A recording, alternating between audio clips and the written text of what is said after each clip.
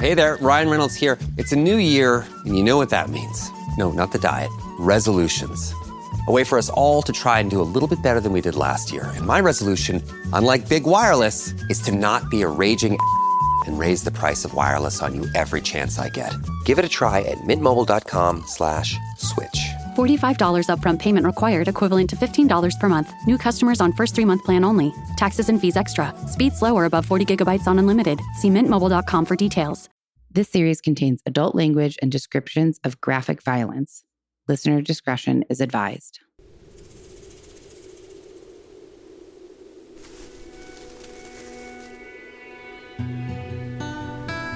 Hello, hello. Well, I've been talking to Patreon people on the video of this for about 10 minutes now. So, hello to non-Patreon people who are not watching this video and are just listening to my slightly nasally voice. Welcome. Happy week of Halloween. Guys, I take it back. I'm never going to be able to stop saying happy whatever. So happy Tuesday. Clearly that is my one of my annoying qualities. I just like to say happy everything. And I can't break myself of it. So happy Tuesday, happy Halloween week, which I'm very excited about. I don't know why I don't have kids. I'm not going trick-or-treating. But, and yes, I know there was no bonus episode yesterday.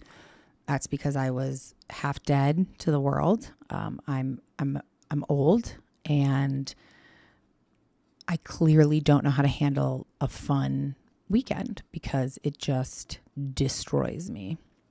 I also take my shot on Mondays, and so I'm always a little bit tired, but it was more the fact that Saturday night we partied like we were 19 years old, just me and Mark, just the two of us. And Sunday, and I kind of never recovered from that because then Sunday night my dad came over for dinner with me and Mark, which was wonderful and so much fun, but I kind of felt crappy all Sunday and then had to pull it together. And so I had to have a cocktail to pull it together, hair of the dog. And then, and then we just had a little bit of wine. But yeah, it just, if I'm being completely honest, yesterday I had a dog walk to do. I did walk my dogs, and then we had a recording. I had a recording with Jim. So I did things, answered emails, did all the things I needed to do in the morning. And then by noon, I was like, I can't function anymore. And I just didn't. I couldn't. So that's the truth. So I do have a crime story today. It's not a mini crime story because it's long, but it also does not take place in the Southwest. So I don't know how to qualify this one.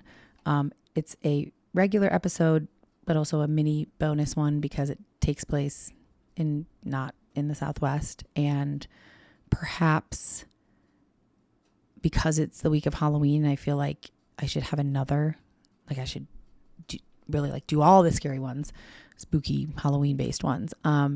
Maybe, and I do have 2 others. So maybe I'll do another one tomorrow or on Halloween. That would be kind of fun. Okay, we'll see. No promises because, well, you know me by now. So this is a regular episode, but I am going to do a bit of an intro because I have some things to catch up on. Not a ton, but I wanted to share. We went to Slaughterhouse on Saturday night. So if for anybody who is not in Tucson, which I feel like is most people, that is a haunted house that's been going on here and it is at the speak, Margot.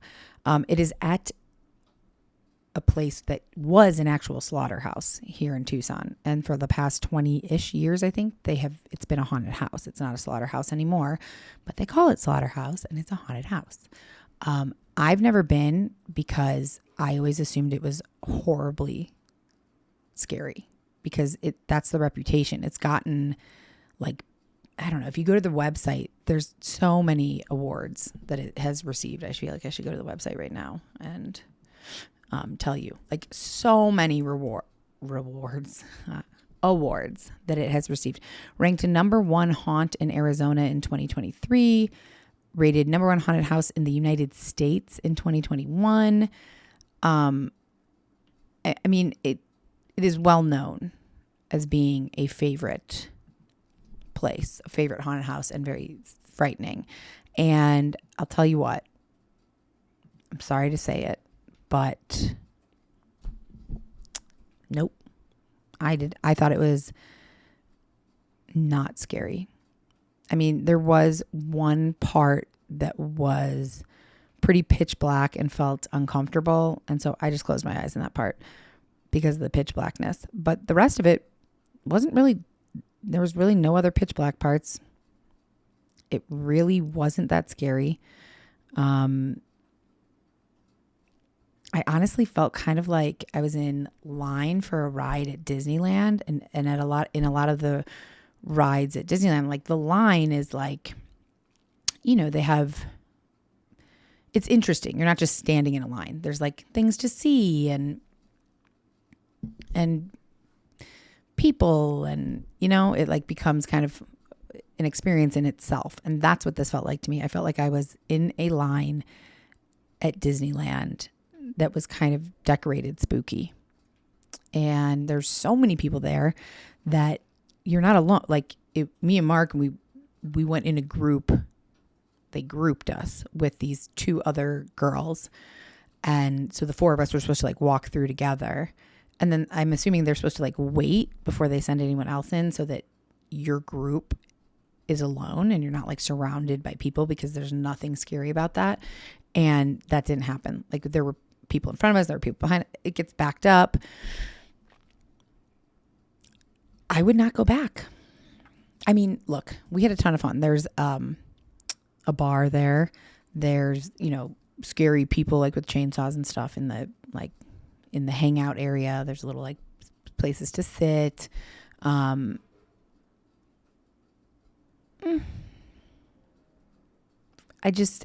me, it was not even remotely close to as fantastic as Terror in the Corn. Like now I really recommend that. I mean, I loved it. We loved it. And it was scary and cool and awesome. But now after seeing this, and this is like the only other haunted house choice here. Oh my gosh. Terror in the, like if you liked Slaughterhouse, please go to Terror in the Corn this week. Please go, because it is so much more fun, so much scarier, so much more impressive to me. I just loved it. So sorry, Slaughterhouse, but that's my honest opinion. And I'm somebody who gets scared pretty easily and hates the dark. I'm like, I just wasn't that impressed. So there's that. But then we came home, and I don't know how, but proceeded to we just had like a full on dance party, just the two of us. Cause I woke up in the morning, I was like, what did we even do last night? Had like a full on dance party. It was super fun. We had a fun night. I paid for it for 2 full days though. And that's what being this lovely age of 40-ish means. So, and then, we had my dad over for dinner last night. It was lovely. It was really nice. Mark was, I posted about it on my Instagram stories because I was like in the kitchen, like, okay, guys, like, they were having a time, the two of them. And that's great. I love that. It probably sounded like I was complaining, but realistically I wasn't, because like my dad and my ex-husband they did not get along like that. So I love that Mark and my dad like each other so much. And it's great. I like that my dad, he doesn't have, I think, a ton of, he doesn't have like a hopping social life. So we are going to do that more often. We talked about how like in the past when we do it, I want everything in my house to be perfect. So I am like for 24 hours, like scrubbing and cleaning, and I want the food to be perfect. I overdo it in the past. I have overdone it because, well, I'm not going to get into all that because then this will turn into a giant therapy session, which it sometimes is, but not today. So, but I just want it to be nice for my dad. And so it becomes like I put too much pressure on it. And in the past, I've maybe been like kind of nervous about it. And I don't know what has shifted or changed, but we kept it really easy. Like we got ravioli from Roma. And I don't know if I've talked about Roma, but if I haven't, if you're in Tucson and you like Italian food, my mom used to work at Roma. It's called Roma Imports, and it is way south. It's on Kino and can't remember. But if you take Campbell all the way down till it turns into Kino, like you're going to the airport, and then on the right hand side, there's like a statue. I'll have to look it up. I'll post something about it, but it's amazing. And they have the best they have since my mom worked there 20 years ago. It's amazing. And my mom was really close with the owners. When we spent many Christmases at their house, and it's the best Italian ingredients. It's a little market, and then they also make sandwiches, and there's like frozen foods, the best coiled sausage that I've had outside of getting it from my grandma in New York. Amazing ravioli, the tiramisu to die for. So, yeah, check out Roma Imports if you're in Tucson, or if you ever come and visit Tucson, because I got text messages. And because this story is long and because I've already talked for too long, I think maybe I will do like a bonus tomorrow, and I'll talk about, I have been getting, more people have been texting, yay, thank you, instead of DMing, because I'm bad with Instagram for whatever reason. Still haven't figured that out yet. Not bad like I don't understand how it works. Bad like I get anxious about responding to messages, and then I don't. My screen just got dark. Whoa. I don't know what's happening. So I've been telling people to text our voicemail line, and they were, and then I checked them, and then I realized like some of these text messages were from like 10 days ago. And so I'm telling people, come, please text. I'll check those. And then I didn't check those because I'm an asshole sometimes when it comes to this stuff. Sometimes I just want to like take my cell phone and bury it in the backyard and not be reachable. You know, I find that I feel that way more and more lately. Jim, we did a recording. I did a recording with Jim today. Jim, myself, Jim, our technical producer, editor, Mike, and then Joe Sib, who's Jim's friend and opening act and all that. And we did like favorite videos of the week. So Jim wanted us all to find our favorite video of the week, just favorite video for whatever reason. And then like an inspirational video from this week from social media.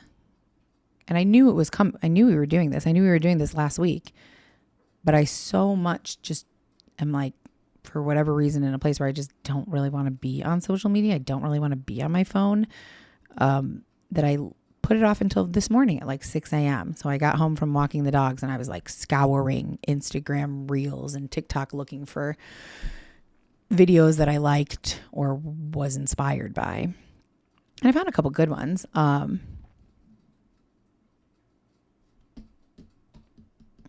No, there's a reason I started telling that story. Was that just as an example of that's how much I don't like being on my phone? Yeah. I don't know. I'm always in awe of friends that I have where their significant others are like always on their phone. And because I could never, that would make me mental. I really appreciate that Mark half the time doesn't even know where his phone is. It's like he leaves it in the other room. It's in his backpack. It's in the car. Unless he's actually texting someone or smoking a cigarette. Sometimes when he's smoking a cigarette, he'll like be on YouTube. Because I'm starting to refuse to go outside with him when he smokes because I don't want him to smoke anymore. But that's neither here nor there.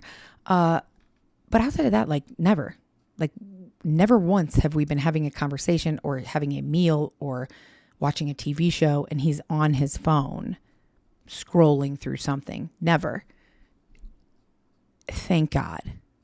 Because that would just piss me off. It's just rude, and you're not present in this moment with me if you're looking at videos of other people or animals or whatever. Like, is this show, is our dinner, is whatever not enough, is how I would feel. And so I'm always just amazed by people who are like, meh, well, that's just what they do. He's just on his phone all the time. No. Ooh, there's a big something flying overhead. Wow, I've already taken us in a real twisty turny conversation here, and I don't know how we ended up here. Thank you to those of you who have sent text messages to the text message line, which is, it would have been so much cooler if I just had it like really handy. Which is 520-302-5253. I did respond to some people, other people not yet, but I am more apt to respond there, which doesn't even make sense to me, because you want to know why? Because on Instagram, I can respond with a voice note, which is the absolute easiest way to respond to somebody like that. Like, I respond to everybody on Instagram when I respond. That's generally how I respond, because I'm not typing it out. And if I voice dictate it, it's going to come out wrong, and I'm probably going to say something inappropriate or offensive. But it wouldn't be me. It would be my phone's voice dictate. So sending a voice note where it's actually just me speaking, that's the best way to do it. And on my Google Voice line, I can't do that. There's no, I have to type it out or voice dictate it, which I did. And it was probably wrong, some of it. But, so it doesn't even make sense. I don't know, guys. Every day is an adventure, trying to just figure it out as I go here. So voicemail line. Anyways, yeah, I think that was it. Thank you for sending text messages if you did, or leaving voicemails if you did. I saw a few free people trying out Patreon. Awesome. I hope it's not disappointing for you. If there's more things that you want, please let me know. I also know that the weather just cooled off here in Tucson today. It's like, hi, fall. Thanks for showing up 2 days before Halloween. Because it was 90 yesterday. But today it's like 70 and it's beautiful. So, I don't know. I'm nearing the place where I'm going to feel comfortable, and I could wear like a little jacket in the evening and do like a meetup here in Tucson with whoever's here in Tucson who wants to come. I probably will bring Mark, just because he's fun and I think people will like him. And also he makes me feel comfortable. So I'm going to meet a bunch of people that I don't really know. I think it will just feel comfortable to me to have him there. So it won't be like a girls' occasion. So if you have significant others you want to bring, or friends you want to bring, or whatever, but I'll kind of flesh out those details and let you guys know about that. Okay, so I think that's all I have. Like I said, I will do an additional episode tomorrow or Thursday, perhaps with a mini crime story, but definitely talking about some of the wonderful text messages I've gotten and voicemails, and who knows, maybe I'll even get to Instagram before then. We'll see. Okay. What am I doing? Oh, I'm here to tell a true crime story, not just talk about myself and my life, right? Okay, let's get to it. God, I really thought I had something else to share, but maybe it'll come to me.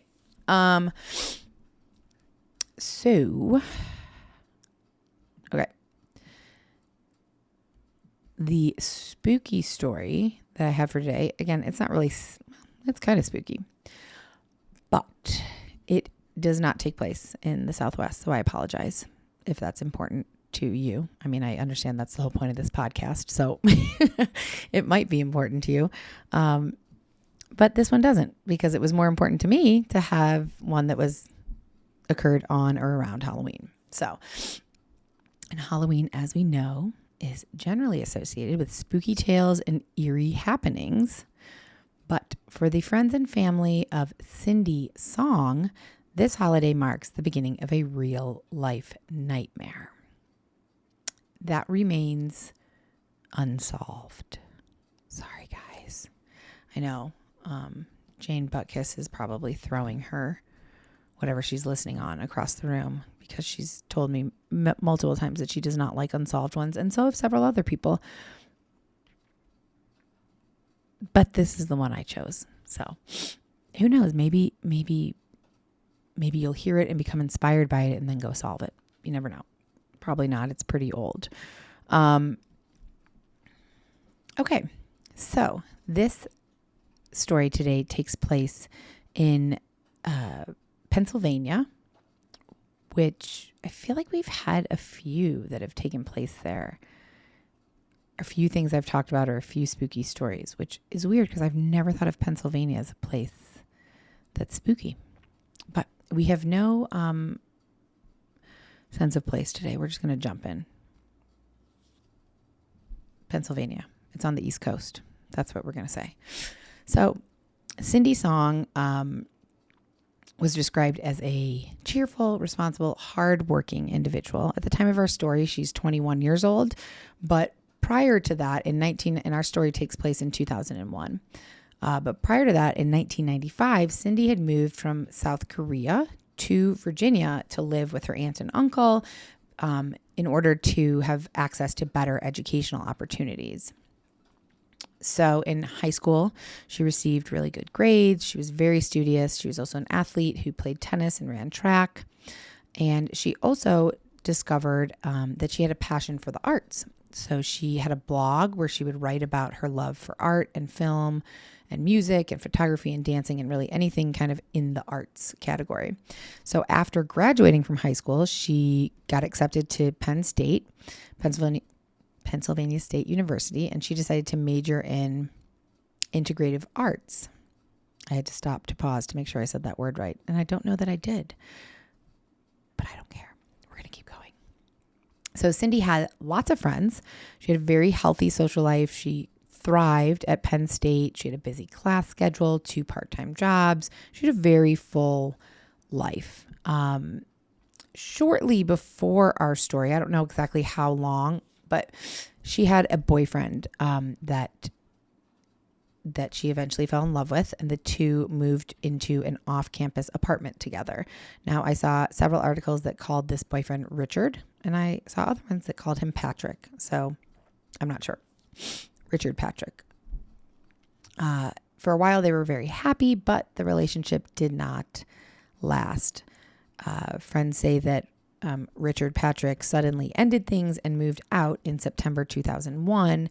Cindy was very heartbroken. She was struggling to get through the heartbreak, but she was determined to get through it and move forward.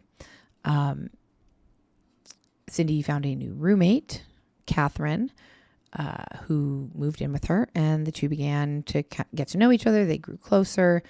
Cindy also around this time started attending therapy. She was taking medication for being, I believe, slightly depressed from the breakup, although I don't know exactly what medication it was. That I'm just inferring here. And she spent a lot of time journaling about her challenges that she's had in relationships, especially this most recent one, about self-love, about mental health. And she was doing a really good job of getting through this heartache. And she was a senior at this time, so she was gearing up to graduate the following spring. And she had even turned in an application for a spring graphic design internship that she was hoping to get. So it is now October 31st, 2001. And Cindy and her friends, Stacy and Lisa, decide that they are going to celebrate Halloween by attending a costume party at a place called the Players Nightclub. Apparently now, or a few years ago, it was known as the Basement Night Spot now. But back then it was the Players Nightclub in downtown State College, Pennsylvania. So her costume, Cindy's costume, she was dressing up as a Playboy bunny, complete with the pink top, white tennis skirt, bunny ears, a fluffy tail, brown knee-high boots, and I guess it was chilly, so a red hooded parka. Which, a white skirt and a pink, I guess that could be kind of, well, the bunny ears would let you know what it is, I suppose. So her and her friends went out, dressed up, excited to enjoy the Halloween night. They went to this players' nightclub, danced, drank, had a fantastic time. And at 2 a.m. when the bars closed, they left the club, but they were not ready to go home. So Cindy and Stacy and Lisa went to a nearby apartment complex to one of their friends' houses to have some snacks and play video games. Around 4 a.m., now it's very early in the morning of November 1st, so around 4 a.m., a friend offers to drop Cindy back off at her apartment, the State College Park Apartments on Clinton Avenue, for anybody who lives in Pennsylvania and knows where that is. Cindy's friend said that she watched Cindy walk towards her apartment and walk up the stairs before driving away, and that was the last time that Cindy was ever seen. So later that day on November 1st, Cindy's roommate, Catherine, came home. She had been in Philadelphia visiting family. And so she came home and she was expecting Cindy to be there because apparently the two of them had made plans that they would spend some time together catching up before they would go out with friends. So the door was locked from the outside. I saw this in several articles and I'm curious to know, how do you know this? Like, I'm thinking about my own door.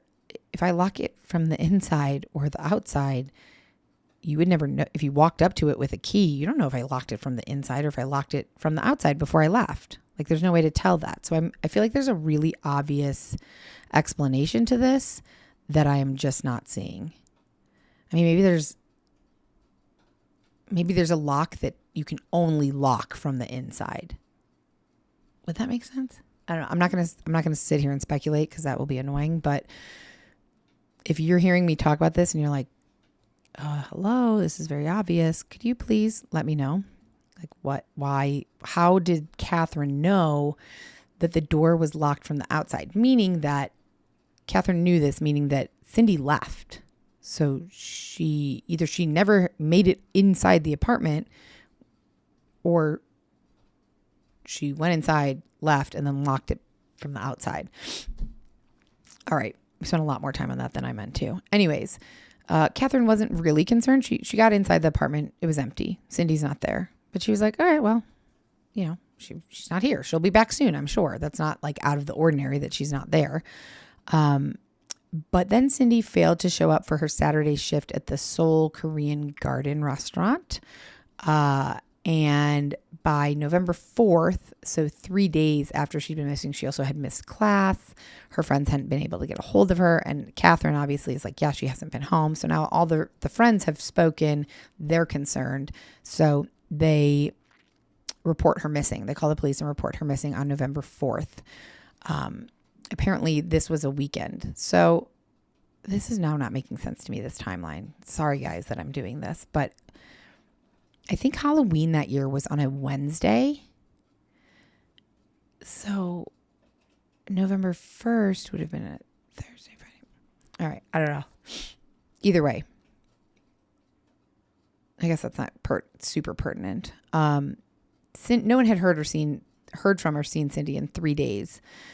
And that's when they reported her missing. But it was a weekend. November 4th was a weekend.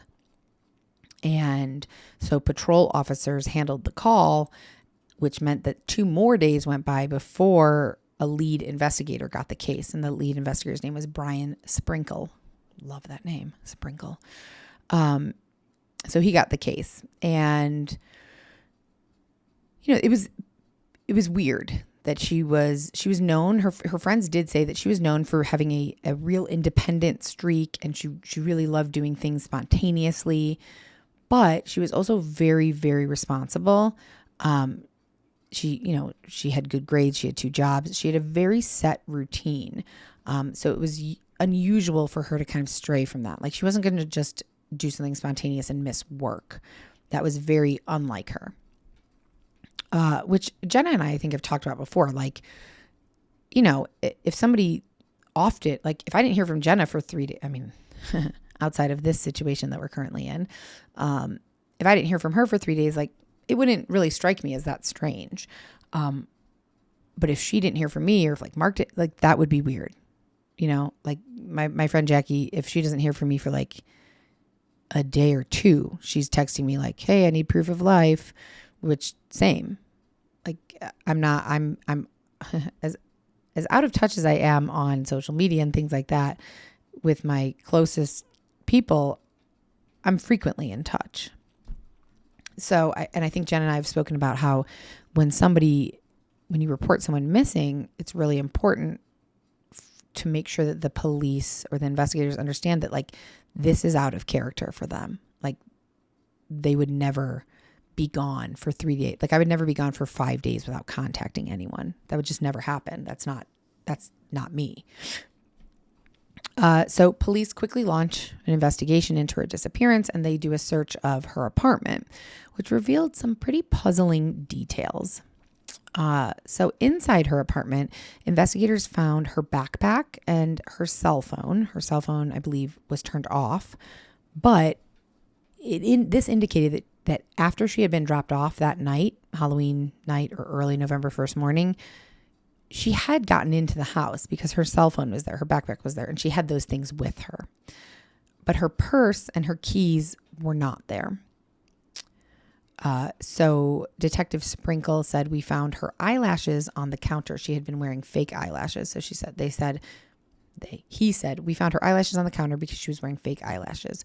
So we knew that she must have at least come in and taken those off. And her backpack was in her room as well, which she had been carrying earlier that night. So we knew that she had come in and dropped that off also. However, the bunny costume was nowhere to be found. So Detective Sprinkle said, quote, we know that whenever she left the apartment, she was wearing the clothes she had on that night. We also know that her purse, her pocketbook, or whatever she had with her that evening that contained her driver's license and credit cards were also with her because we cannot locate those in the apartment. So investigators initially were thinking she came home to the apartment, she dropped off her backpack and cell phone, which seems odd, but okay. And then she perhaps headed back out again in her costume to visit a nearby 24-hour like gas station quick stop type place. It was a Giant was the name of it, like the Giant gas station, I believe. And her friend said that wasn't weird. Like Cindy often went to the Giant store at unusual hours because it was open 24 hours a day and it was right across the street or right up the street. It was very close to where she lived. But there was no footage of her there. Now, I don't know if that means they reviewed the security footage and they didn't see her on it, or if that means the camera was broken, they didn't have security footage, any number of things. Either way, they did not find any proof of her being there, and no purchases were made there on her credit cards. Police also reviewed her phone records, confirmed that no calls were made or received after she was dropped off on November 1st, and there was no activity on her credit cards, and her emails contained nothing suspicious, nothing of note. There were also no signs of forced entry. There was no sign of a struggle in the apartment. So all of this kind of suggests that she either left on her own or she left voluntarily with someone else who she let into the apartment. Something they did find was they did read her diary or her journal, and she did write about experimentations with ecstasy and smoking pot, that her and her friends had done that on different occasions. So the investigators thought, well, could drugs be a factor? But again, after talking to her friends and looking at everything else in her life, her friends were like, that's not, like, yes, she tried ecstasy once or twice. We've smoked pot a couple of times. That's just regular college experiences. This is not like her norm. And the investigators kind of agreed. So then they decided to look at her mental state leading up to her disappearance because, just about a month before in September, she had gone through a difficult breakup with her boyfriend, her live-in boyfriend. And so I found something that said her family wondered, maybe did she take her own life or run away? But her friends strongly dismissed this, said that Cindy was in therapy. She was taking medication to cope with the breakup. She was not the kind of person who would just vanish without a word. And she wasn't depressed. Yes, she was sad about the breakup, but not suicidal. Plus, in Cindy's room, investigators discovered she had purchased Britney Spears concert tickets that were coming up. She had also recently purchased a new computer that was set to be delivered on November 6th, so just a few days after she disappeared. She also had applied for that internship, the graphic design internship. So all of these things kind of suggested that she was excited about the future. She was going to a Britney Spears concert. She was getting a new computer. She was hoping to get this internship. She had things that she was looking forward to. So taking her own life or just vanishing from her life seems unlikely. Brian Sprinkle, the detective, said, at this point, we have no body, we have no crime scene, and we have no actual crime. It's very frustrating without these pieces of the puzzle. And because of that, it seems like she just vanished into thin air. There's no activity on her credit cards. There's no emails or activity on her email accounts that give us any clue as to her disappearance. So, a few days after her disappearance, apparently in Philadelphia's Chinatown district, which is about 200 miles from Cindy's apartment, a woman matching Cindy's description was seen crying and yelling for help. Apparently, a man was trying to get this woman into a car, and she was crying and yelling for help. A witness saw this and tried to intervene, but the man chased the witness off, told her to stay out of it, and scared her away. So this eyewitness came forward with a description of this alleged abductor, a man with olive to light brown complexion and medium length hair. I also read in some articles that he was Asian, other articles that he wasn't. Police made it very clear that he's not a suspect, but they would like to talk to him. But then apparently this witness, when they went back to talk to her again, she kind of altered her story. So that right away puts up alert flags on, in police investigators' brains, maybe this woman is just making this shit up. And they couldn't find any other witnesses who saw this. So this never really went anywhere. They also, of course, were talking to all of Cindy's friends and family. They started, as they often do, with the people closest to her, the inner circle, closest friends and family, and then worked their way out to other friends, acquaintances, co-workers, classmates, things like that. And everyone they spoke to was cleared, had an alibi. So within a few weeks, Cindy's disappearance had attracted not only national, but international attention because she was an international student. So her case drew in the FBI and even the Korean consulate was involved. Her mother, I'm going to butcher these names. Her mother, Ban-soon, and her brother, Ki-hoon, flew in from Seoul, South Korea to help with the search for Cindy. A translator, neither of them spoke English, so a translator translated, and Cindy's mom said, "I wake up every day thinking and hoping that this is not real." Cindy's family also, once they arrived in the United States, quickly began to see some flaws in the investigation. And they were not quiet about these flaws. So this created tension between Cindy's family and the investigators. Apparently, and I only saw this in one article. I just like to preface this because I don't want to put any misinformation out there. I did see this in one article. I didn't see it in many others, but that Cindy's family was granted access to her apartment, and they cleaned it up a bit. They tidied and cleaned, which meant that they potentially erased crucial evidence, which frustrated the police. I find this seems incorrect to me because police are going in the apartment and searching the apartment right away. They're not waiting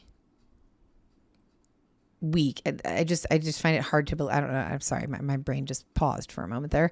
I don't think they're letting family members into the apartment if it's considered a crime scene or a potential crime scene they're just like, yeah, go ahead here. Yeah, go ahead in there. Do whatever you got to do. And then they're going to be upset that they cleaned up. Like, no, this just seems incorrect. I shouldn't have even said that. Scratch that from our memories. Bored at home? Head over to Chumba Casino and join some serious social casino fun. With hundreds of games at your fingertips, no purchase necessary. You can play anytime, anywhere. There's a special welcome bonus waiting for you when you sign up. Play for fun, play for free, and you could even redeem some great prizes. Visit ChumbaCasino.com and get ready to reel in the fun. Sponsored by Chumba Casino. No purchase necessary. VGW Group. Void where prohibited by law. 18 plus terms and conditions apply. Cindy's family felt very much that the police were focusing too much on due process and not as enough on finding Cindy. So they ended up hiring an attorney who is based out of New York, Jin Han, he was hired to represent their concerns. And I said he, and it might be a she. Jin Han said, quote, "It is time that a true investigation of this case be commenced. The family of Cindy Song demands that the FBI put adequate personnel on this case." So Cindy's family also joined forces with a lot of Penn State students and community groups, and together they all formed something called the Coalition for the Search for Cindy Song. And one Penn State student was quoted as saying, "If Cindy's going to be found, we need to create a buzz around here because someone could know some information about what happened to her. This place should be covered top to bottom with Cindy's face." And the cynic in me wants to say so many things to this Penn State student. No shit, dude. Of course we need to create a buzz. Someone could know something. Yes, someone could know something. Bravo. Like, come on. Is this a more profound realization than anything the investigators are doing? I doubt it. Anyways, sorry, that was a little snarky, but really, I'm sure there are missing posters up. So him saying that this place should be covered top to bottom with Cindy's face. Anyways, on January 31st, 3 months after she had vanished, this Coalition for the Search for Cindy Song held a press conference. And at this press conference, they very severely criticized the Ferguson Township Police Department for their lack of progress. They also accused them of negligence and racial bias. So in this press conference, they highlighted some disparities, talking about a missing 13-year-old white girl who went missing on New Year's Day. And apparently over 50 FBI agents were assigned to her case, while Cindy's investigation began with just one detective and only grew to a team of 6 after significant public pressure from Penn State's Black Caucus and the Korean Undergraduate Students Association. 50 FBI agents assigned to a missing 13-year-old girl. That seems unlikely to me, but okay. Brian Sprinkle, the investigator, in kind of response to all of this backlash that they were getting from the family, said, "We had cultural differences. We had language barriers. The other issue we had is missing persons cases aren't crimes. So without a crime, you can't get search warrants. You can't get court orders." And that was eye-opening to me. I guess I'd never thought about that a missing persons case isn't considered a crime. So there is no crime. So you can't get a search warrant or court orders to really dig in more. That seems crazy to me. I feel like I wonder if this has changed since he is quoted as saying this or not. But in cases of what is the word I'm looking for? A suspicious missing person, or a peculiar missing person, when someone goes missing and it's not oh yeah, they go away all the time without telling people. You know what I mean? Something like that. Okay. Guys, I'll be totally honest. I don't remember exactly where I was. Let's see. sorry, I got a text from Jim, and I kept the Zoom recording running, so all the Patreon people just heard the whole thing, but you guys who are just listening on audio did not. And I explained that when I get a text from, when I was working with Joe and Oliver, them, or anybody, any work thing, anybody who's paying me to work for them, I try to respond immediately. So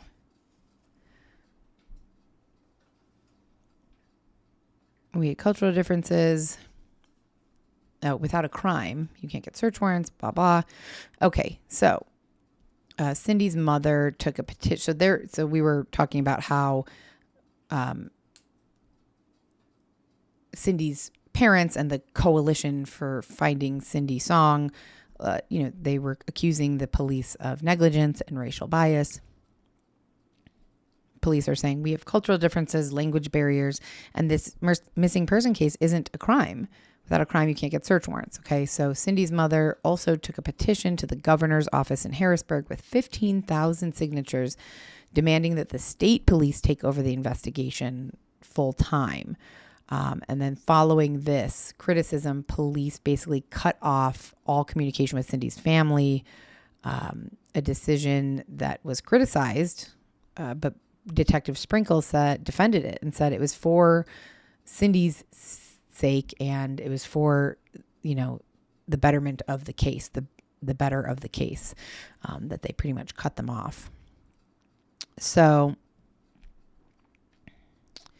the case is now, gained national and international attention, and they are getting lots of leads, and most of them are really not helpful. Detective Sprinkle said we were getting leads all over the place. Like I got a lead that Cindy was sitting in the audience of The Price is Right, which is weird and a little bit funny, but not funny because she's still missing. So the search continued. They had the police and volunteers were searching everywhere, all around her apartment complex, dumpsters, dog parks, the surrounding wooded area around her apartment. Volunteer rescue workers from around the state came to State College, which is where she lived, to help the police search. Sprinkle said, we were up in the state police helicopters doing aerial searches. We had volunteer teams doing searches, search and rescue teams doing searches throughout the North Atherton area, and unfortunately found absolutely nothing. So, nothing. There's still no evidence, no suspects, nothing. And in August 2002, 10 months after Cindy has gone missing, her case is just kind of at a dead end. And so the Penn State Paranormal Research Society reached out to Carla Barron, who is a nationally recognized psychic profiler. They were hoping that she could help with the police investigation. And John Clay, he was an evening news anchor that worked as a reporter in the State College Bureau. And he was responsible for reporting on Cindy's disappearance. He said, this just gives you an indication of how desperate they were for answers or for some sort of solution. They were ready to listen to anyone who might have a clue. And Detective Sprinkle said, the chief asked me if I was willing to entertain this, and I was like, absolutely. I mean, police investigators use people like her all the time. Which, like, really? I didn't know that. I mean, maybe I knew that. So this psychic offered her initial impressions. She said, quote, I see a carving on a tree. There are other instances in this investigation where all of a sudden we're finding these things, which is telling me we're close to finding Cindy. He's watching me right now. He's watching to see if I come up with something. And I have come up with a lot of things, which essentially says nothing. She also said in an interview after the fact, Cindy Song was pretty much the first big case that I worked, she explained. She said, since then, I've periodically looked at this case. And she explained that she approaches cases from a unique perspective. I focus on it and I slow down time and do a 360-degree view of it. And I slow time down so I can see the detail. That's how I work on crime scenes. She traveled to State College to work on Cindy's case. She also had a camera crew with her from the True TV show Psychic Detectives, which highlights how psychics contribute to challenging investigations. And she shared what she believed had happened to Cindy. She said, quote, "When this first came up, I'd seen 3 to 4 men that were with Cindy. So I knew that she was abducted and I knew it was sexual in nature. And I'm just seeing her being loaded into this vehicle. Then I see it wasn't very long before she had crossed over." She provided more insights to the police during this visit, but, in the end, Detective Sprinkle said, "Look, she's good at what she does, but unfortunately with us, the information she provided just didn't turn into any credible leads," which she didn't even, I'm assuming she said more than that, because from those personal quotes I found that she said, that says nothing. So the case took a bit of a darker turn in 2003 when it became linked to a man named Hugo Selensky. Selensky was a bank robber and a soon-to-be convicted murderer from Luzerne County, Pennsylvania. So in June of 2003, a co-defendant of Hugo Selensky, who turned informant to lessen his charges. He had a bunch of theft charges, and he was trying to lessen his charges. His name was Paul Weekly. So he became an informant for the police. And he said Hugo Selensky and another man, Michael Kurkowski, had abducted a woman that they thought was a sex worker. They mistaked her for a sex worker from State College. Paul Weekly basically said that Selensky and Kurkowski traveled down from, they lived in Luzerne County, I think the Scranton area. And they traveled down here. This Detective Sprinkle says Kurkowski liked young Oriental girls. I realize that's not an appropriate way to describe somebody today, but this is a direct quote. So they traveled down here. Kurkowski liked young Oriental girls. They kidnapped her, took her up there and killed her, is basically what Paul Weekly, this informant, is telling Detective Sprinkle. Paul Weekly said that the 2 men had taken her to Selensky's house and kept her in Selensky's walk-in vault until she died, and that this woman matched Cindy's description. Weekly went on to say that Selensky also killed Michael Kurkowski because Michael Kurkowski kept Cindy's bunny ears as a trophy, and Selensky didn't like that. Paul Weekly, this informant, admitted he has no firsthand knowledge of this alleged death and if it was Cindy or not.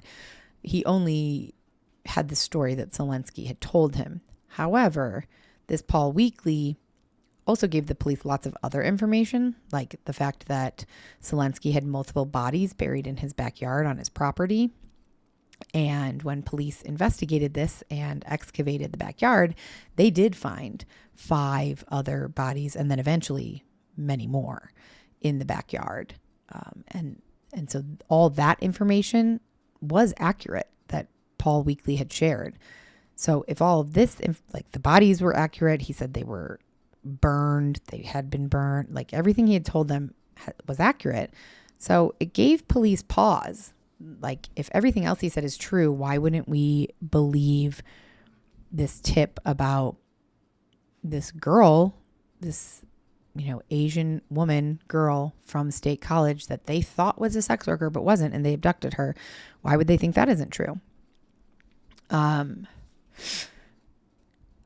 So when police, just a little bit, because this is interesting, it's a little bit of an offshoot, but a little bit more on Hugo Selensky, which is such a cool name for a terrible person. When they excavated the backyard, they did identify 2 of the people in the backyard, Michael Kurkowski and his girlfriend Tammy Fassett, who had disappeared in 2002.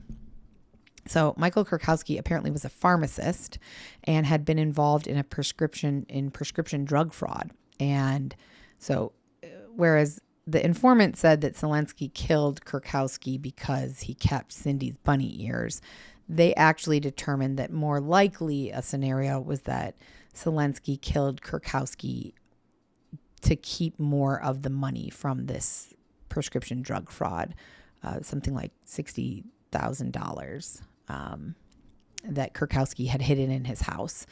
So they also did not find that any of these bodies after DNA testing matched for Cindy.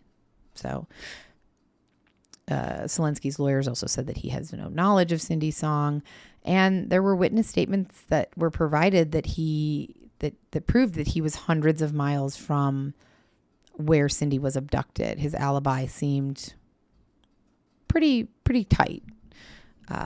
And so Paul Weekly, the informant's story, kind of fell apart there because, again, he said that Selensky murdered Kurkowski because of the bunny ears, but it was actually motivated by money, $60,000 that Kurkowski had in his house.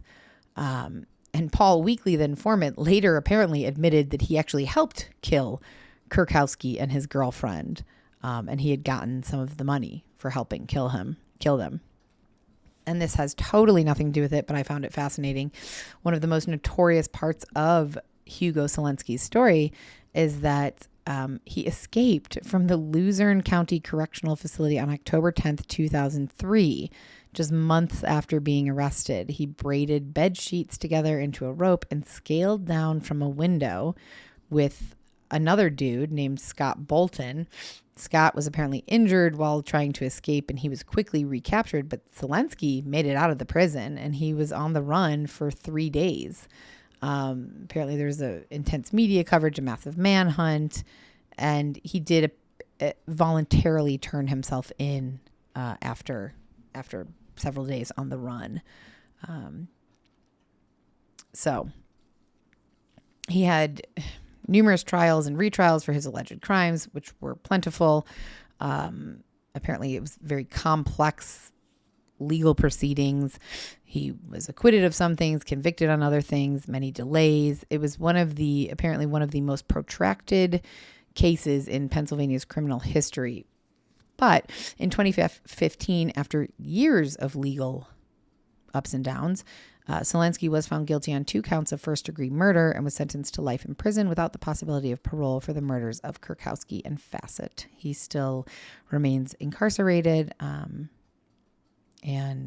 it's an interesting story. And, despite all kinds of different claims that came up involving Selensky, Kurkowski, and then Paul Weekly, and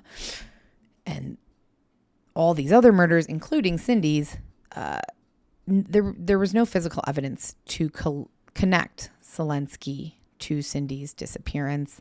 Her remains were never found on the property, but I believe they did find like 12 or 8 more bodies. 7 more bodies. I think the total was 12 to 16 people that they found in Selensky's backyard. Now, he apparently didn't kill all of them, but he had desecrated the corpse. Anyways, after realizing that none of the bodies on Selensky's property were Cindy, investigators shifted their focus to the informant, to Paul Weekly.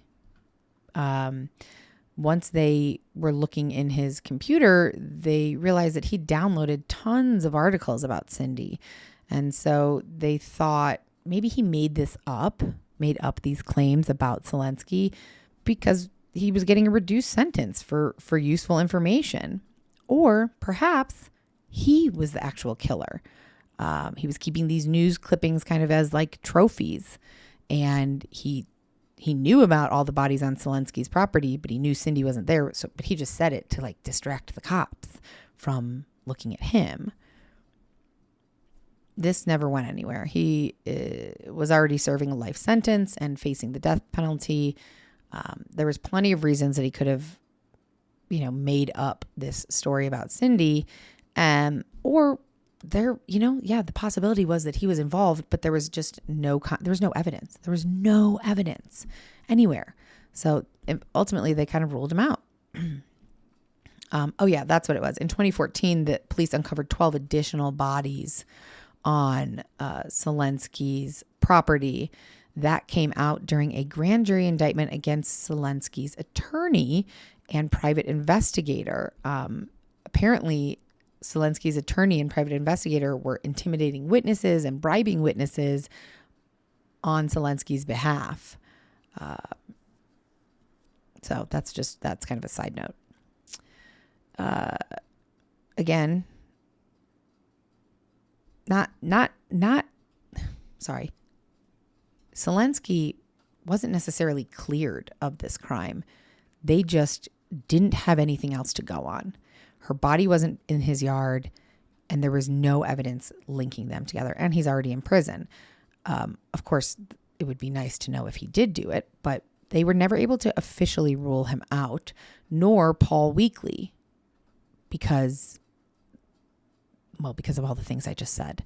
So, as of this year, what I have written down is last year, but as of this year, Cindy's disappearance is still unsolved. There are 21 binders full of information on Detective Brian Sprinkle's, not on his desk, but in his office. One for every year that she'd been alive before she disappeared. But there is still no body, no physical evidence, no witnesses, and no active suspects. Her family has now, again, obviously left the country. The original investigators like Brian Sprinkle, who were working on this case, are now retired. The case is still considered open. I did read that law enforcement periodically revisits leads and tips. I don't know if that's true or not, but this is one mystery that has not been solved and continues to haunt her family and friends and the community. From what I understand, this is a pretty well-known, I guess I can't call it a crime, but disappearance at Penn State. Her case was featured on television shows like Unsolved Mysteries and Disappeared in an effort to keep her story in the public eye, but still has not been solved. Though anyone who might have information is encouraged to come forward, and hopefully from this case, more awareness about personal safety with college students, especially during late night hours and festivities. Hopefully that's something that everyone learned, I'm guessing, from a case that's over 2 decades ago. That's probably not influencing people's safety anymore, but it should be. So that is the case of Cindy Song, and a sad one. So I don't know if it is actually still open, like I found in several articles. I will be very interested to check back with this one. I've started going back through a lot of our all of them are old cases, I guess. All the stories we've told, we've done this is episode 83. And noting which ones are unsolved so that I can go start checking, because you never know. Like there's some of them might have more information now. We'll see. So hopefully we did this story justice, and I don't know why I'm saying we, because it's just me, but yeah, thank you guys for listening and putting up with me and this podcasting adventure that I'm on. And again, apologies about no bonus episode yesterday, but we're going to call this the real episode. And then I'm going to do a bonus episode at some point this week so that I can share some of the comments and texts and things like that I've gotten. And I just want to say love you all. If you're in Tucson, please go to Terror in the Corn. Actually, I guess they're probably not open anymore. Maybe they're open on Halloween. Anyways, stay tuned for details on some type of like cocktail hour in Tucson here. I'll try to give advance notice. I know there's a few people in Phoenix who said they would come down, and I feel like please don't, unless you have somebody else or something else to do here. I'm not that exciting or interesting to warrant a 2-hour drive from Phoenix down here. I mean, I would love to meet every and anyone, but that's a lot of driving. So, okay, guys, love you. I almost said miss you. I don't miss you because I can't miss you, but because I don't really know everyone. But I think at a certain, like, I have a cutoff. Like, once I've been talking for too long, it's just gibberish that starts coming out. I can't even form a really useful sentence as evidenced right here. So I will stop talking and say, please continue to send text messages, voicemails, emails, DMs, all the things, because I like hearing from you. And I'm going to log off and immediately start responding to additional text messages right now. And thank you for listening. Okay, that's it. Goodbye. Love you. Bye. Death by Southwest is hosted by Jenna Schneider and Margot Carmichael. Executive produced by Margot Carmichael. Produced by Jenna Schneider. Audio editing and sound design by Margot Carmichael. Music by Soundstripe. And a special thanks to Edward R. Murrow for letting us borrow his famous sign-off phrase, good night and good luck.